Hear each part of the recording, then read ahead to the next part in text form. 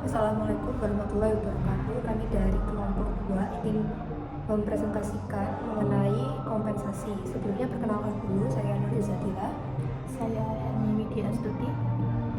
Kita akan menjelaskan tentang kompensasi, mulai dari pengertian, jenis-jenis, faktor-faktor yang mempengaruhi kompensasi, dan apa hubungan kompensasi dengan benefit atau motivasi karyawan. Pengertian kompensasi yaitu segala sesuatu yang diterima baik berupa fisik maupun non-fisik.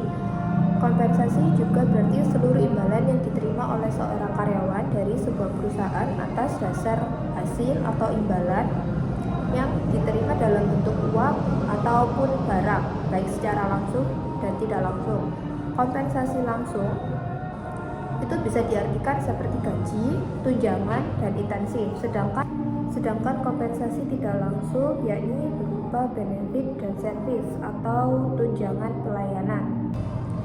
Faktor-faktor yang mempengaruhi kompensasi dibagi menjadi dua, yaitu faktor intern organisasi dan faktor pribadi karyawan.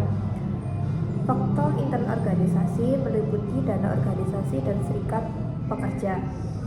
Dana organisasi merupakan kemampuan organisasi untuk melaksanakan kompensasi tergantung pada dana yang terhimpun untuk keperluan tersebut. Sedangkan serikat pekerja merupakan yang tergabung dalam serikat pekerja juga dapat mempengaruhi pelaksanaan atau penetapan kompensasi dalam suatu perusahaan. Dan yang kedua, faktor pribadi karyawan meliputi produktivitas kerja, posisi dan jabatan, pendidikan dan pengalaman, dan yang terakhir jenis dan sifat pekerjaan. Produktivitas kerja dipengaruhi oleh prestasi pekerja. Pengaruh ini memungkinkan karyawan pada posisi dan jabatan yang sama mendapatkan kompensasi yang berbeda. Sedangkan posisi dan jabatan seorang dalam organisasi menunjukkan keberadaan dan tanggung jawabnya dalam hierarki organisasi.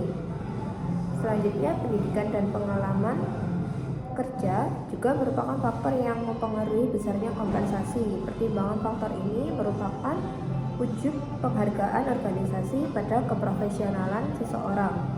Sedangkan jenis dan sifat pekerja mempengaruhi besarnya kompensasi pekerja yang bekerja di lapangan berbeda dengan pekerjaan yang bekerja dalam ruangan. Adapun jenis-jenis kompensasi, yang pertama ada insentif atau memberikan upah, gaji berdasarkan perbedaan prestasi kerja, sehingga bisa jadi dua orang yang memiliki jabatan sama akan penerimaan upah yang berbeda.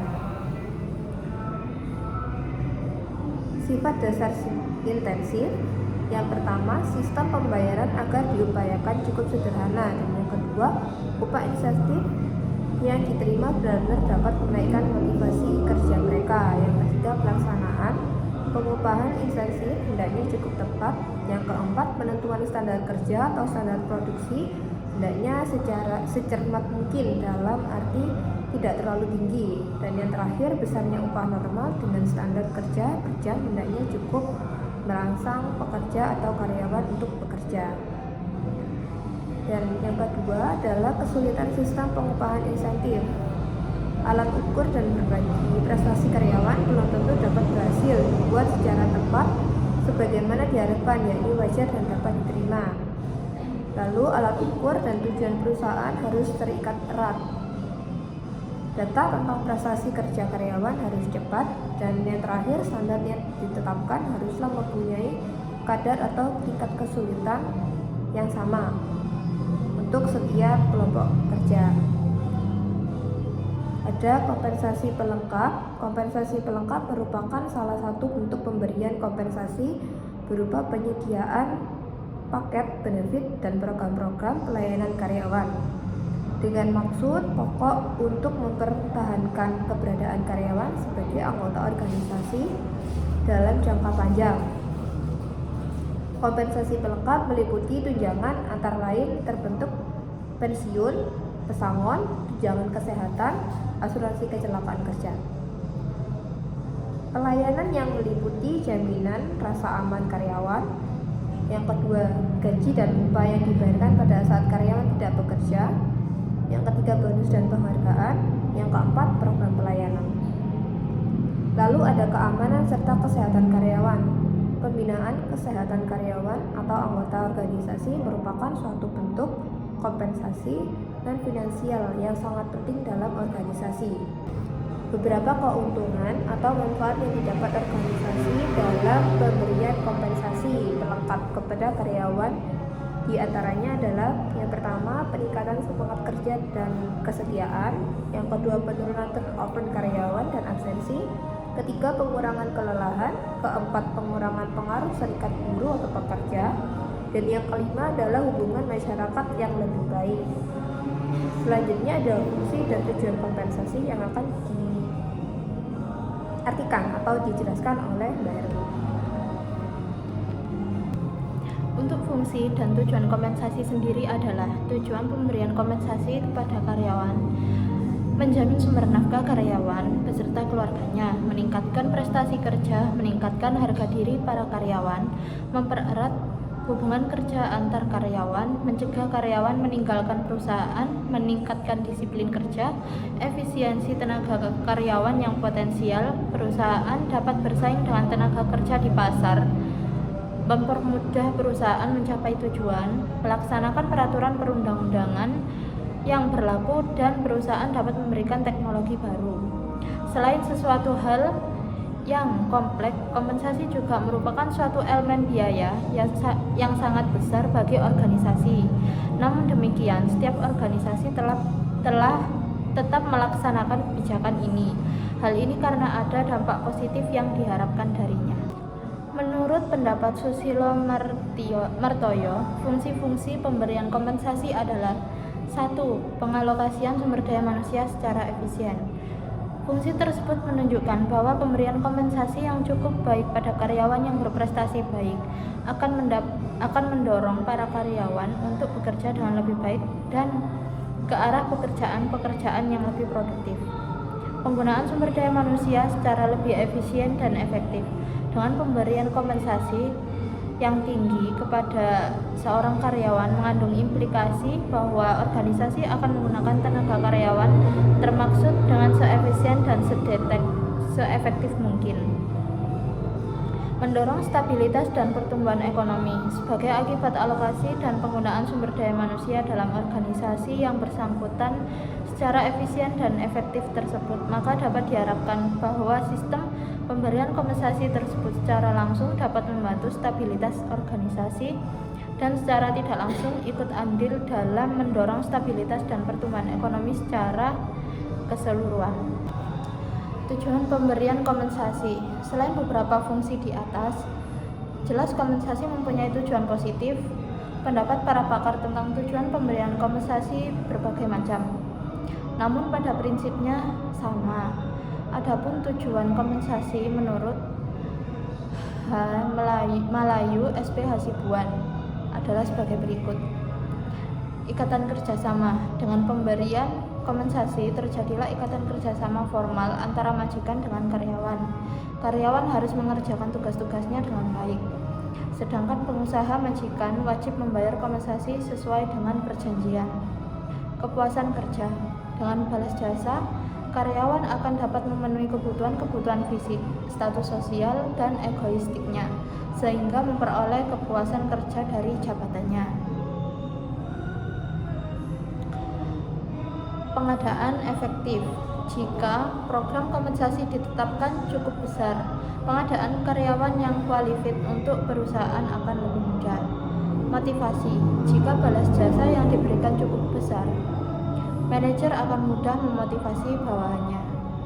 Stabilitas karyawan. Dengan program kompensasi atas prinsip adil dan layak serta eksternal konsistensi yang kompetitif, maka stabilitas karyawan lebih terjamin karena turnover relatif kecil.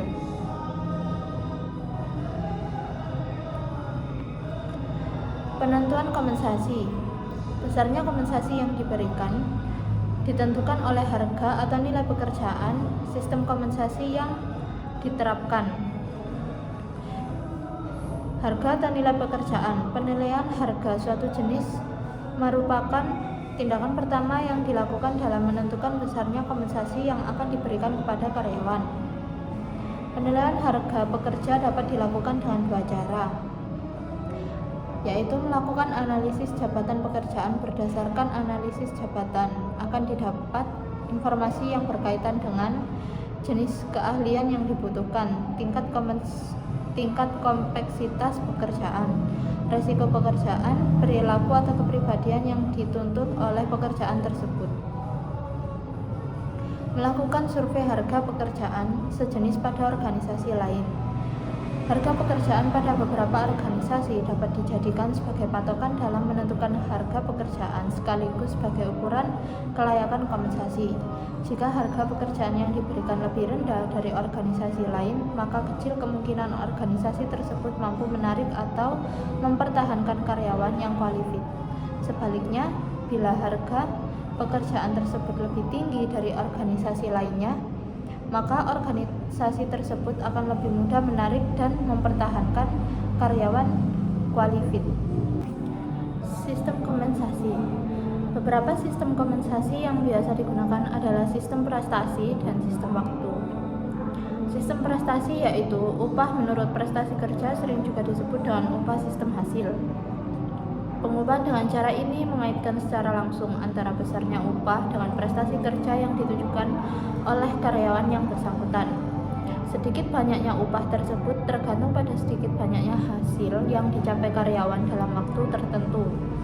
Cara ini dapat diterapkan bila hasil kerja dapat diukur secara kuantitatif.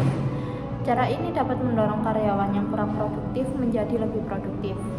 Cara ini akan sangat menguntungkan bagi karyawan yang dapat bekerja cepat dan berkemampuan tinggi. Sistem waktu.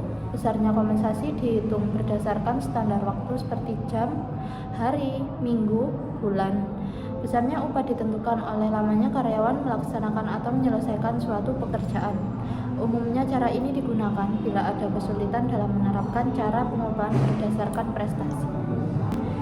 Kelemahan dari sistem waktu adalah mengakibatkan mengendornya semangat karyawan yang produktivitasnya tinggi atau di atas rata-rata, tidak membedakan usia, pengalaman, dan kemampuan karyawan. Membutuhkan pengawasan yang ketat agar karyawan sungguh-sungguh bekerja, kurang mengakui adanya prestasi kerja karyawan. Sedangkan kelebihan sistem waktu adalah dapat mencegah hal-hal yang kurang diinginkan seperti pilih kasih, diskriminasi, maupun kompetisi yang kurang sehat. Menjamin kepastian penerimaan upah secara periodik, tidak memandang rendah karyawan yang cukup lanjut usia. Keadilan dan kelayakan dalam pemberian kompensasi. Dalam pemberian kompensasi perlu dipertimbangkan unsur keadilan dan kelayakan. Keadilan dalam pemberian kompensasi, apakah itu berupa upah, gaji, bonus, atau bentuk-bentuk lainnya, penting sekali diperhatikan masalah keadilan tersebut. Keadilan bukan berarti sama rasa, sama rata, tanpa pandang bulu, tetapi harus terkait adanya hubungan antara pengorbanan dengan output.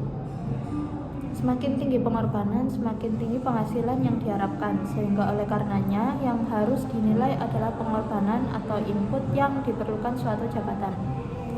Input dalam satu jabatan ditujukan dari persyaratan-persyaratan atau spesifikasi yang harus dipenuhi oleh orang yang memangku jabatan tersebut. Oleh karena itu, semakin tinggi pula penghasilan output yang diharapkan. Output ini ditujukan dari upah yang diterima para karyawan yang bersangkutan, di mana di dalamnya tercantum rasa keadilan yang sangat diperhatikan oleh setiap karyawan penerima kompensasi tersebut. Bila tuntutan keadilan seperti ini telah terpenuhi, berarti perusahaan telah memiliki internal konsistensi dalam sistem kompensasinya. Kelayakan. Di samping masalah keadilan dalam pemberian kompensasi, perlu diperhatikan masalah kelayakan. Pengertian layak ini berkaitan dengan standar hidup seperti kebutuhan pokok minimum atau upah minimum sesuai dengan ketentuan pemerintah. Kelayakan juga dilihat dengan cara membandingkan pengupahan di perusahaan lain. Bila kelayakan ini sudah tercapai, maka perusahaan sudah mencapai apa yang disebut eksternal konsistensi atau konsistensi eksternal. Apabila upaya di dalam perusahaan yang bersangkutan lebih rendah dari perusahaan lain, maka hal ini dapat mengakibatkan kesulitan bagi perusahaan untuk memperoleh tenaga kerja. Keadilan sendiri dibagi menjadi dua, keadilan individual dan keadilan internal. Keadilan individual yaitu teori keadilan yang diformulasikan oleh J. Stacey Adams berusaha menerangkan proses bagaimana seorang individu terpuaskan atau tidak terpuaskan terhadap suatu kompensasi. Pada peristiwa di mana seorang individu tidak puas, teori keadilan memprediksikan perilaku di mana seorang individu mungkin akan mencari jalan lain untuk menurunkan ketidakpuasan yang dirasakannya. Secara implisit, hal ini menunjukkan bahwa teori keadilan didasarkan pada dugaan mengenai keadilan yang diharapkan oleh seorang individu dalam banyak pertukaran yang terjadi dalam kerja. Keadilan internal sendiri merupakan suatu kriteria keadilan dari kompensasi yang diterima karyawan dari pekerjaannya dikaitkan dengan nilai internal masing-masing pekerjaan. Keadilan internal juga mengidentifikasikan bahwa posisi yang lebih disukai atau karyawan dengan kualifikasi lebih tinggi dalam perusahaan haruslah diberi kompensasi yang lebih tinggi pula. Pengaruh kompensasi terhadap motivasi kerja. Berkaitan dengan kompensasi menurut Hasibuan menyatakan kompensasi adalah semua pendapatan yang berbentuk uang, barang langsung atau tidak langsung yang diterima karyawan sebagai imbalan atas jasa yang diberikan pada perusahaan. Proses imbalan atau kompensasi merupakan suatu jalinan sebagai subproses yang kompak dalam maksud untuk memberikan balas jasa pada pegawai bagi pelaksanaan pekerjaan dan untuk memotivasi mereka agar mencapai tingkat prestasi yang diinginkan. Menurut Parihattua Effendi sendiri menyatakan bahwa indikator yang dapat dijadikan dalam menilai kompensasi adalah gaji, balas jasa yang dibayarkan secara periodik kepada pegawai tetap, serta jaminan yang pasti dengan maksud gaji tetap dibayar walaupun pegawai tersebut tidak masuk kerja. Insentif, tambahan kompensasi di luar gaji dan upah diberikan oleh perusahaan. Fasilitas, kompensasi yang diberikan oleh pihak perusahaan pada pegawai sebagai penunjang kelancaran untuk bekerja dan memotivasi pegawai untuk lebih semangat bekerja. Tunjangan, kompensasi tambahan yang diberikan berdasarkan kebijakan perusahaan terhadap semua pegawai dalam usaha untuk meningkatkan kesejahteraan pegawai. Untuk contoh studi kasus, kita mengambil dari PT Mitra Insan Utama.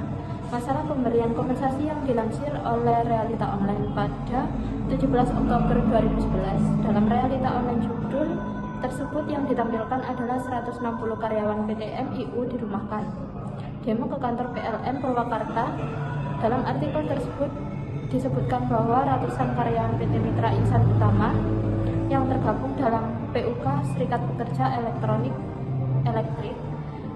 FSPMI Purwakarta berunjuk rasa ke kantor PLN Purwakarta di Jalan Kakak Singawinata, Kelurahan Cisarua, Purwakarta.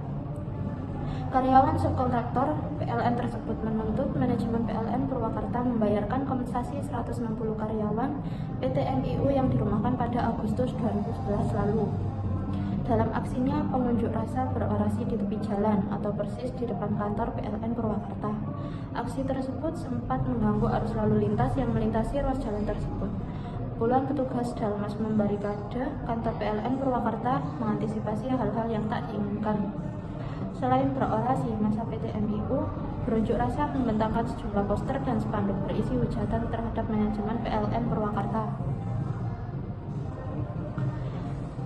6 perwakilan pengunjuk rasa yang dikomandoi tim advokasi SPEE Mursitoh melakukan pembicaraan secara tertutup dengan direksi PLN Purwakarta. Hasil pembicaraan dianggap kurang memuaskan dan diagendakan pada Rabu kembali melakukan pertemuan yang difasilitasi Dinas Tenaga Kerja Kabupaten Purwakarta. Usai berdialog dengan direksi PLN Purwakarta, Ketua FSPI Purwakarta Fuad mengatakan aksi tersebut merupakan akumulasi kekecewaan karyawan tetap PT MIU yang pada Agustus 2011 lalu dirumahkan oleh PLN Purwakarta. Alasan dirumahkannya itu karena tidak ada job lagi, semestinya PLN membayar kompensasi atas dirumahkannya 160 karyawan PT MIU. Kenyataan mereka tidak mendapatkan apa-apa. Ungkap Fuad seperti dikutip Pos Kota Senin. Sekian presentasi dari kami, pengertian mengenai kompensasi, faktor-faktor dan hubungan antar kompensasi terhadap motivasi karyawan. Bila mana ada kata-kata yang kurang berkenan atau sulit untuk dipahami, kami mohon maaf sebesar-besarnya. Saya, Nuri Izzatila, akan mengakhiri presentasi dari kelompok 2. Terima kasih yang sudah mendengarkan. Sampai jumpa lagi. Assalamualaikum warahmatullahi wabarakatuh.